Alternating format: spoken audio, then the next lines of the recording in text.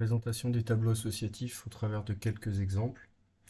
Une présentation des différentes syntaxes que l'on retrouve avec les tableaux associatifs. Alors les tableaux associatifs, ce sont des structures de données qui vont nous permettre donc de stocker des données sous la forme d'une association entre une clé et une valeur, donc un couple, hein, clé-valeur. La clé peut être numérique ou alphanumérique, et au niveau des valeurs, on retrouve toutes les valeurs possibles, toutes les valeurs existantes en PHP. Alors un premier exemple et une première syntaxe possible, donc avec l'utilisation des crochets. On rappelle donc la syntaxe qui fait référence à l'indexation, bien souvent. Donc là, on a une variable $tab1 dans laquelle on affecte donc un contenu donc, qui est spécifié entre crochets. Donc il va l'interpréter comme étant un tableau. Ici, on a la clé. Donc on a deux clés, fruits et outils. Hein. Chaque élément est séparé par une virgule. Donc les valeurs associées, donc la valeur associée à fruits c'est pomme et la valeur associée à outils c'est masse. Et l'élément de syntaxe là, le égal avec le chevron là, qui ressemble à une flèche, donc permet d'associer une clé à une valeur. Au passage, la fonction vardump permet d'afficher le contenu d'une variable et d'autres informations comme son type. Donc on va exécuter ce code. Voilà, donc on voit ici que le contenu de la variable est bien celui qu'on a spécifié au moment de la déclaration. Donc on a une clé fruit qui fait référence à une pomme et une clé outil qui fait référence à masse. Donc on a l'indication du type de valeur et le type de variable avec le nombre d'éléments dans le tableau. Dans cet exemple-là, on avait une déclaration avec une affectation, une initialisation de valeur.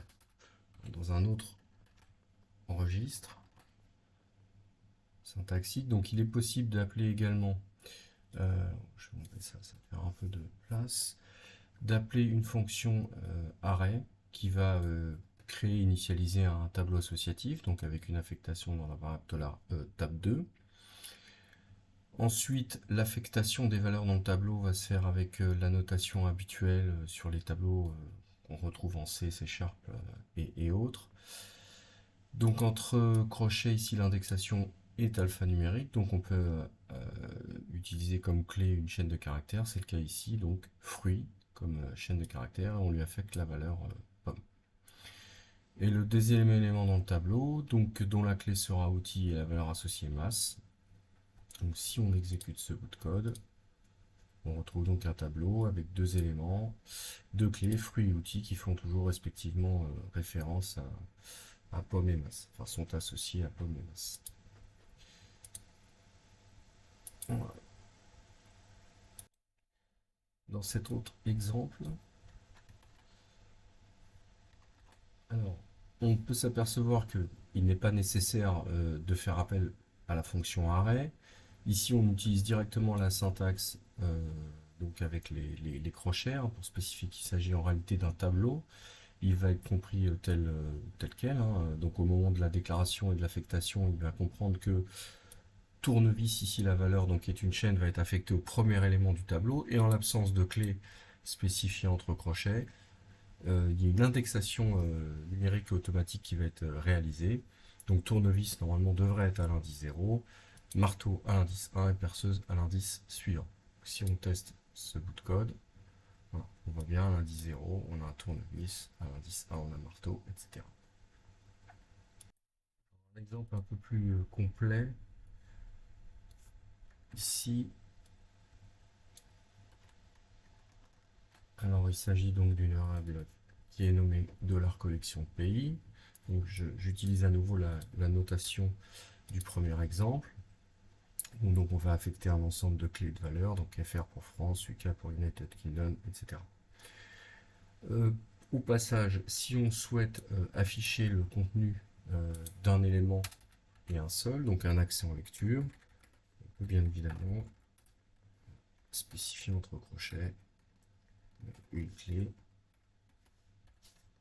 et il affichera, si tout va bien, la valeur associée.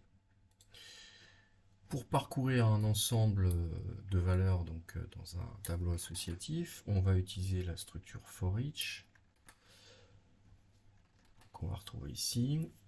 Donc, pour chaque élément du tableau, on pourrait dire, donc le premier élément qui apparaît entre parenthèses ici fait référence au tableau associatif pour lequel on souhaite faire un parcours, une itération, le mot-clé as, et ensuite on va trouver deux variables que vous pouvez renommer. Hein, là, elles s'appellent keyValue par défaut, mais on peut les renommer avec des noms de variables qui ont du sens.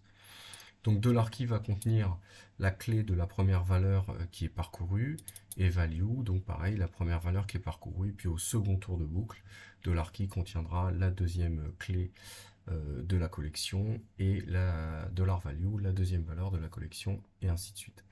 Donc si on exécute ce code, voilà, on voit bien qu'il a réussi à parcourir l'ensemble des données du tableau, donc des enregistrements dans le tableau. Donc il n'est pas nécessaire d'utiliser forcément la boucle for avec l'indexation et avec un compteur. Là, le for each va parcourir l'ensemble des éléments de la collection. Pour terminer, une fonction utile, c'est la fonction count qui permet de dénombrer le nombre d'éléments dans un tableau. Si je fais quelque chose comme ça et que j'actualise, on voit bien il retourne le nombre d'éléments dans le tableau. Enfin, pour terminer, si enfin, il existe nativement donc, un certain nombre de fonctions sur les tableaux, donc là que je retrouve sur PHPNet. Donc toutes ces fonctions natives permettent notamment de faire des parcours particuliers, de vérifier qu'une clé est bien présente dans le tableau, de faire des, des tris, etc., etc. Voilà, on peut faire une multitude de choses avec l'ensemble de ces fonctions.